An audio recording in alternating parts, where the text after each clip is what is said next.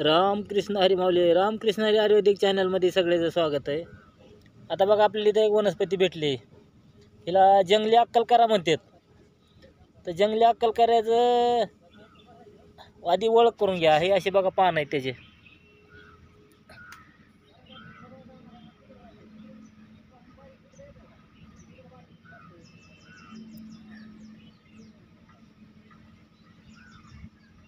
फुलं असे आहेत. तर जंगली अक्कलकारा कशा कशाला चालतो. जंगली अक्कलकारा तुमची लाळ जर दूषित झालेली असली तर लाळ दूषित झाल्यानंतर काही एखाद्या माणसाला उलटी जुलाब होते. उलटी जुलाब झाली की खाल्लेलं पचत नाही. तर त्याच्यासाठी काय करायचं, अक्कलकाऱ्याचं चूर्ण आणि सुंठीचं चूर्ण हे दोन्ही समप्रमाणात घेऊन काय करायचं, कोमट पाण्यात घ्यायचं. तुम्ही सकाळी संध्याकाळचे 2 टाईम घेताय तर लाळ दूषित झाली. लाळ एखाद्या माणसाला बनत नाही, नुसता तोंडामध्ये कोरडं पडतं. तोंडात कोरडं पडलं की माणसाला लाळच तयार होत नाही म्हणायचं थोडक्यात. लाळ तयार नाही झाली की माणसाचं अन्न पचन होत नाही, ढेकर येतात, करपट, संडासचा वास येतो. अशा अनेक प्रकारचे यादीत निर्माण होत्या शरीरामध्ये.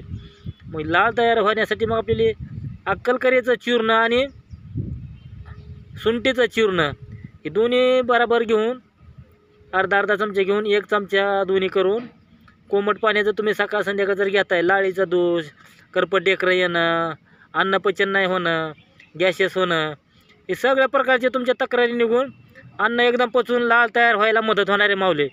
तर ही एवढं मौल्यवान अक्कलकाऱ्याचं झाड आहे. जंगली अक्कलकारा आहे.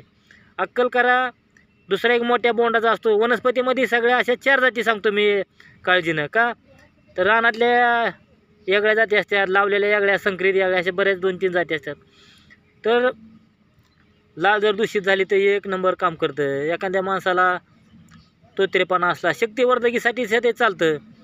तर शक्तिवर्धकीसाठी ह्याच्यात काय करायचं आपल्याला, अक्कलकाऱ्याचं चूर्ण आणि पिंपळाचं चूर्ण, म्हणजे आपलं पिंपळं, या दोन्हीचा संभाग घेऊन मधामध्ये खायचे आपल्याला. तर एखाद्या माणसाला नपुसकता येतं, 40 नंतर अशक्तपणा होतो, कमजोरी येते शरीरात.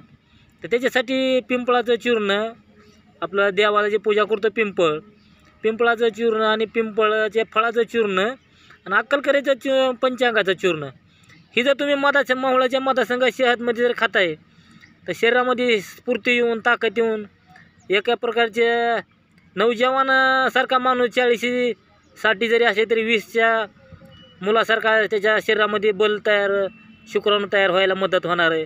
आणि बल तयार झाल्यानंतर, शुक्राणू तयार झाल्यानंतर बाकीचा आजार बी येत नाही, अशक्तपणा येत नसतो.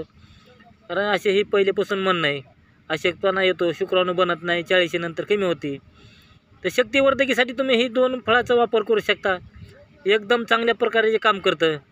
तरी असे हे अक्कलकाऱ्याचं. एखादा तोत्रा जर कोण बोलत असलं, तोत्र्या बोलणाऱ्याला काय करतात, अक्कलकारा, बेहिरडा चूर्ण, पिंपळाचं चूर्ण हे तिन्ही एकत्र करून जर तुम्ही मधामध्ये जर पिंपळाच्या पानावर जर चाटण त्याला देताय लेकराला, त्याची जीभ जड झाली, जीभ वळत नाही, जीबी जे मोठी झालेली आहे, जिबीच्या काही बरं समस्या असतात लहान लेकराच्या, पण तुम्हाला ती पण जिबीला वळण द्यायला चांगल्या प्रकारे काम करणारे माऊली. तर हे अक्कलकाऱ्याचे एवढे हे जंगली अक्कलकारा आहे थोडक्यात. हे काय असं नाही. तर मेडिकलमध्ये तुम्हाला कसला जी अक्कलकारा भेटेल ती घेऊन तुम्हाला औषधाला वापर करा. पतंजलीवालीकडे आता भेटतातच अक्कलकारा, अगर काही सुंठीचं चूर्ण, सगळे चूर्ण भेटतात. तर रामकृष्ण हरी आयुर्वेदिक चॅनलला लाईक करा, सदस्य बनून जावा. सदस्य बनल्यानंतर तुम्हाला नवनवीन व्हिडिओ असेच बघायला भेटणार आहेत.